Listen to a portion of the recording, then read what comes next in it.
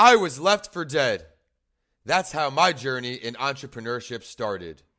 I left the corporate world and my finance and MBA degrees behind me to share my story. Welcome to That Entrepreneur Show, where resilience meets hustle.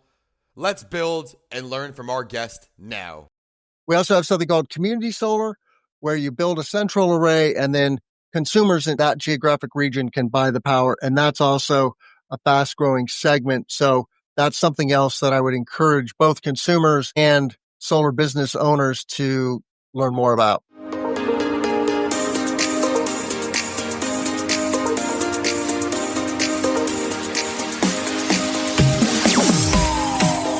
We are going steady with today's live streams, and now we're back to That Entrepreneur Show, and we're focusing on if Donald Trump will stop the solar industry.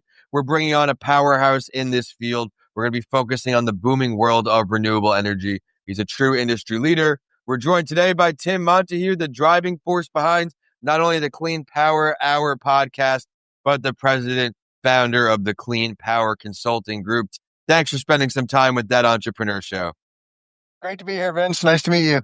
I'm excited to have you on. Today, we're going across the country. And today, again, we're focusing on this world that many aren't as well informed as they should be as we're looking towards the future. A lot of changes. And he's not just talking about the future of energy. He's building it with over 50 megawatts of commercial and community solar projects under his belt. Track record of generating six-figure revenues. He's a master at his craft. If this is your first show with us, welcome to That Entrepreneur Show, the #1 podcast for small business owners and entrepreneurs.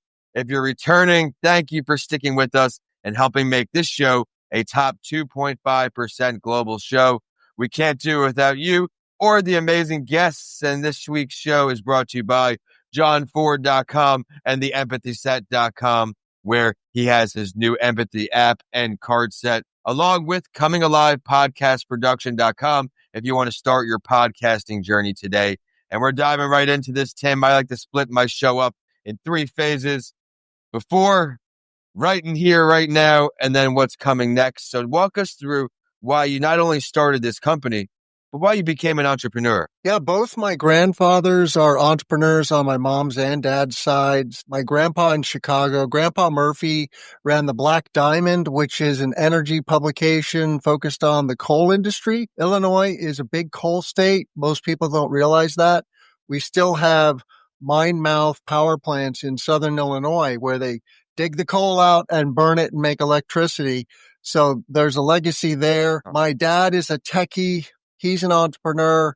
He's a journalist, a content creator, author, writer. So content creation just is in my blood as well. So energy, technology, content, and then helping others and creating a safer, healthier future for humanity are passions of mine. And I try to integrate that into everything I do.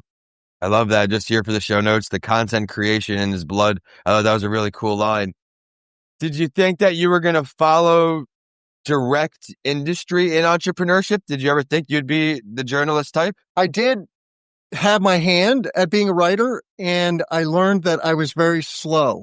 That was the biggest thing. I could do it. I could put together an article or other pieces of writing, but yeah, it just was not the thing for me. I still do write for a magazine called PV Magazine. And what I usually do, though, in that regard is I take a webinar or an expert panel, I take an interview, and then I take some value added topic like a white paper, and I distill that into an article. And doing something like that where I'm weaving in my other content just makes it a lot easier for me. But yeah, other than that, like having a conversation like what you and I are doing, I learned is much easier than pen to paper. And so that's what I do as far as my content goes. I have conversations, whether it's one-on-one or one-to-many. Well, keep up the great work that you're doing. Now, while we're in the beginning talks of your journey, we're on these topics. What would you say some of the harder parts for you when you dove into entrepreneurship, perhaps some things you wish you knew when you started? Yeah, being an entrepreneur, you have to just jump many times, right? There's so many uncertainties. Will I be able to make a living? Will I be happy? Will I succeed? And so it's not for everyone. I get it. Like you have to throw caution to the wind and step out and just have faith that you will figure it out. And yeah, you make mistakes. And I guess like one of my few regrets, Vince, is not getting into clean energy sooner. I knew about it as a kid. I was building hot water panels in my backyard in Albuquerque, New Mexico, where I grew up. And solar hot water was a thing in the 70s, 80s, really into the 90s. And then solar PV came along, photovoltaics, making electricity from sunshine. That kind of eclipsed the hot water industry because it just became cheaper. And so you would no longer, generally speaking, put hot water panels on your roof. You would just put photovoltaics. You see this in Florida. You see it in Texas. You see it here in Illinois, California, and Colorado and New Jersey, all over the country now. And it's a massive change that's happening. We're cleaning the grid. We're creating a safer, healthier future. But to circle back to what I would do differently, I would find a mission sooner. It took me a long time to realize, like, oh, yeah, safer, healthier future, technology, sustainability. That's my mission, combining those things. And I really didn't. I just wandered. I followed my passions. I was very interested in many different things. I was an ecologist. I was a social worker. I was a recruiter. I was a small business owner. I owned a graphic design firm. I was a consultant. And then, I finally found my way to photovoltaics and helping other solar companies. Like that's my bread and butter, is helping solar companies go further, faster. I'm a helping professional, but in the business realm, I didn't want to be like a therapist. I almost became a therapist, and I'm glad I didn't, because I don't want to hear people's problems all day long. I've got my problems. I want to help transform the economy, really.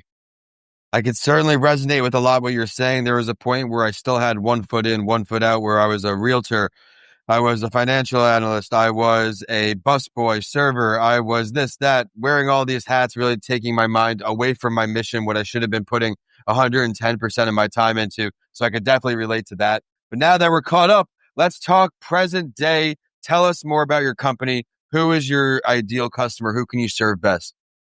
Around the country now, we have thousands and thousands of solar installers, and some of them are solar only installers. They're true solar companies, or they're roofing companies that are getting into solar, or HVAC companies that are getting into solar. And those home services are growing together. But what I do is I help companies that are growing into commercial from residential. Traditionally in the built environment, commercial and residential are apples and oranges. The equipment is very different. Sure. The sales cycle is very different. The decision makers are different, and it's a more complex sales cycle in commercial. But there is a great opportunity in solar to grow into larger CNI, as we call it, commercial industrial projects. And those as we call them, residential solar companies, end up doing some small commercial, and then they kind of get a taste for, oh, I like this $100,000 project. What if I could do $1 million project or a $5 million project? And then you throw in batteries, and all of a sudden it's a 10 million project, and it's great. And it's a great opportunity, but the tools and technologies that are used in those bigger projects are very different. And so that's really what I try to be an expert at, is understanding what are the software tools you use to run proposals and cash flows, and what are the solar panels, inverters, racking systems that are used in large commercial. So being a student of the game never ends, you're saying. Even as you become successful, the learning never stops. For sure. Change is the only constant in any technology field. We call it the solar coaster also. There's a lot of ups and downs in solar. Solar is very regional. Some states are booming while other states are busting, and vice versa. It's very dynamic, and you have to go where the opportunity is. You can't just say, well, no matter where I am, this is where I'm going to be and I'm going to make it work. It won't work in all places. It works in many places though.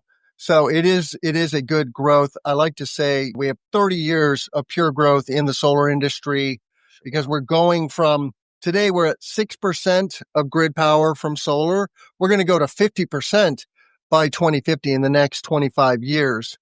So we're going to 10x, virtually 10x this industry in the next 25 years. It's a great opportunity. Well, that's definitely very exciting. Now that we're on the topic of growth, before I ask for some advice for heading into a new state or some growth, it's probably easier to ask, which states are you not doing business in, rather than asking which states are you doing business in at this point, if you have over 1,000 installers. Incredible accomplishment, Tim. I would encourage listeners to look at a map on a website for a company called Sunrun. Okay, they're a national solar installer. They're doing a lot of solar and battery projects. Their main business model is to own the solar panels and lease them to homeowners.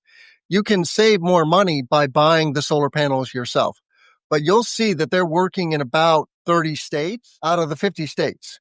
And so states like Alabama, Mississippi, down there in the Southeast are not hot. Just know that it's mostly good, Vince. The majority of states now, I would say 30 out of the 50 have good solar markets. This is some of the major states like New York, Massachusetts, New Jersey. So that upper Northeast, the Mid-Atlantic also, Maryland, the DC area, pretty much booming.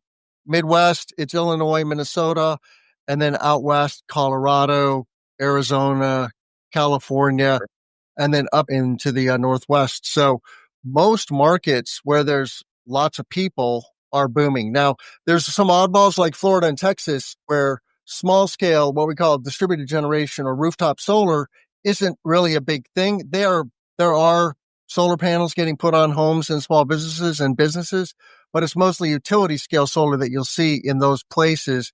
And that's just the way the utility regulations have played out in those markets. Texas is a bigger state for solar than California now. It's the number one state on a Wow. volume basis. So it's very dynamic. Well, I can't wait to see where it continues to go and go. And it looks like you're certainly at the forefront of that. Do you have any advice for people interested in solar today? What are some things that they should know just off the bat to save you time as the vendor and them time as the consumer? If you're thinking about going solar, just know you can reduce your power bill by 50 to 75%. You'll never get rid of your power bill totally. Okay. That's hogwash. If somebody's advertising to crush your power bill 100%, forget about it.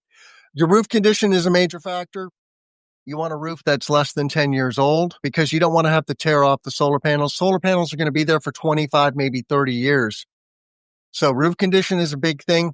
Any type of roof can be solarized. You want south facing or east or west facing. The north facing slope of a roof is not going to be your best. In a very sunny climate, you might see this putting solar on the north face just because you will get something out of it in the summer months.